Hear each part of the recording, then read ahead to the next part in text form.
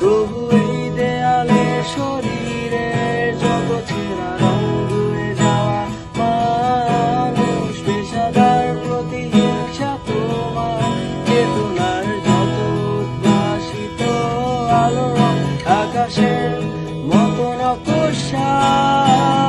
তেল নীলে ডুবে থাকা তোমার প্রিয় কোনো মুখ তার চোখের কাছাকাছি এসে কেন পথ ভেঙে দুটো মানচিত্র এঁকে দুটো দেশের মাঝে হৃদে আছে অনুভূতিগুলোর ব্যবচ্ছে